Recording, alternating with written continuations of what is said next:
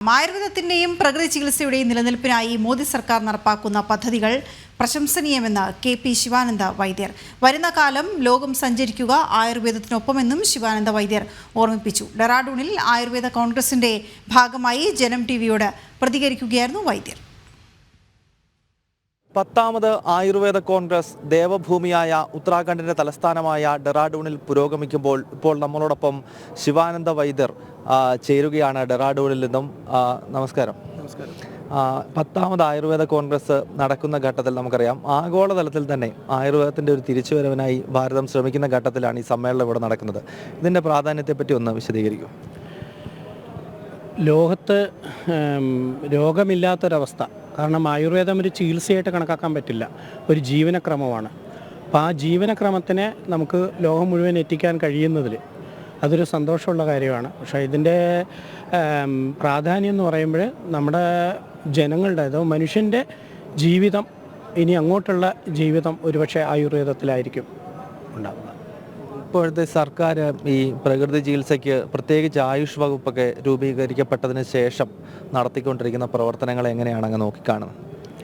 തീർച്ചയായിട്ടും മോദി സർക്കാർ വന്നതിന് ശേഷം ആയുഷ് ഡിപ്പാർട്ട്മെൻറ്റ് വഴി പാരമ്പര്യ വൈദ്യത്തെയും അതുപോലെ നമ്മുടെ ആയുർവേദത്തിനെയും പ്രകൃതി ചികിത്സയും ഗോ സംരക്ഷണം, ഗോ ചികിത്സയും ഒക്കെ നല്ല രീതിയിലാണ് ഞങ്ങൾക്കൊക്കെ കിട്ടുന്ന ഗുണങ്ങളും അതുപോലെ അനുഭവവും നല്ലതായിട്ടാണ് അറിയുന്നത്.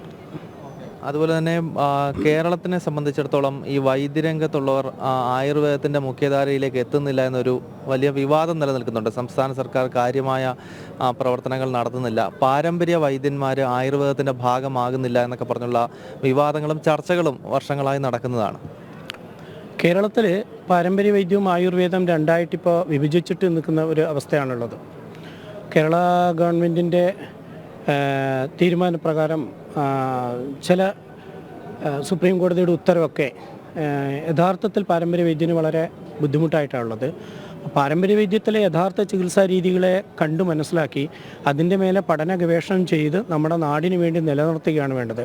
സർക്കാർ യഥാർത്ഥത്തിൽ അതിന് മുൻതൂചിയാണ് വേണ്ടത്. പകരം ഒന്നുമില്ലാതെ ഇങ്ങനെ പിടിച്ച് ഒന്ന് കണ്ണടച്ച് നിൽക്കുന്നത് അതൊരു പക്ഷേ ഈ ഇത്രയും വലിയൊരു വിജ്ഞാനം നഷ്ടപ്പെടാൻ തന്നെയാണ് സാധ്യത. 2002 നമ്മുടെ കേരളത്തിൽ നിന്നും ആരംഭിച്ച ആയുർവേദ കോൺഗ്രസിൻ്റെ 10ാമത്തെ എഡീഷനിലേക്ക് നമ്മൾ ഉത്തരാഖണ്ഡിൽ വന്ന് നിൽക്കുന്ന ഘട്ടത്തിൽ അങ്ങേക്കും പ്രത്യേകിച്ചറിയാം, ഈ എഡീഷനുകളിലൊക്കെ അങ്ങ് ക്ലാസ് എടുക്കുന്നതാണ്. അതിനകത്ത് തന്നെ വിജ്ഞാൻ ഭാരതി എടുക്കുന്ന ഒരു ഇനിഷ്യേറ്റീവിനെ അങ്ങ് എങ്ങനെ നോക്കിക്കാണും? വിജ്ഞാൻ ഭാരതി ദേശീയ തലത്തിൽ തന്നെ തദ്ദേശീയ പാരമ്പര്യ ചികിത്സാ വിഭാഗം എന്ന് പറഞ്ഞ ഒരു ഓർഗനൈസേഷൻ ഇപ്പോൾ രൂപം കൊടുത്ത് അതിൻ്റെ വർക്ക് നടന്നുകൊണ്ടിരിക്കുന്നുണ്ട്.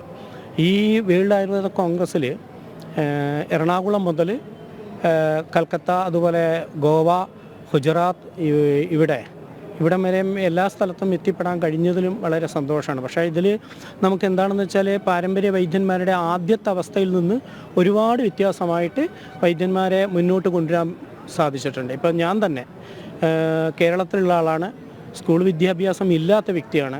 പക്ഷേ നാളെ ഞാൻ ക്ലാസ് എടുക്കേണ്ടത് ഇൻ്റർനാഷണൽ ഡെസ്കിൻ്റെ മുന്നിലാണ് നാഡീപരിശോധന എന്ന് പറയുന്ന വിഷയം അവതരിപ്പിക്കുകയല്ല, അവർക്ക് ക്ലാസ് എടുക്കുന്നത്. എന്നെ ഇവിടെ പേപ്പർ പ്രസൻറ്റേഷന് വിളിച്ചതല്ല, എന്നെ ക്ലാസ് എടുക്കാൻ വിളിച്ചതാണ്. അപ്പോൾ അതുപോലെ ഏറ്റവും താഴെ കിടക്കുന്ന വൈദ്യൻ്റെ അറിവിനെ മനസ്സിലാക്കിയിട്ട് മുന്നോട്ട് കൊണ്ടുവരാൻ വിജ്ഞാൻ ഭാരതിക്ക് ചെയ്യാൻ കഴിയുന്നതിൻ്റെ പരമാവധിയാണെന്നാണ് ഞാൻ മനസ്സിലാക്കുന്നത്. ഇനിയും ഒരുപാട് പോകാനുണ്ട് നമുക്ക്.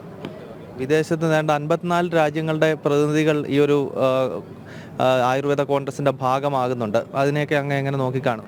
തീർച്ചയായിട്ടും ഞാൻ ഇന്ന് അതിൽ കുറേ പേരെ കാണാൻ സാധിച്ചു, പരിചയപ്പെടാൻ സാധിച്ചു. അത് നമ്മുടെ വിശ്വഗുരു എന്ന അവസ്ഥയിലേക്ക് ആയുർവേദവും അഥവാ ലോകരക്ഷയ്ക്ക് വേണ്ടിയുള്ള മനുഷ്യൻ്റെ ആരോഗ്യ രക്ഷയ്ക്കും കൂടി വിശ്വഗുരു എത്തിപ്പെടുത്താൻ കഴിയും. അതാണ് ഇതിൽ നിന്ന് എനിക്ക് മനസ്സിലാക്കാൻ കഴിയുന്നത്. വളരെ സന്തോഷം.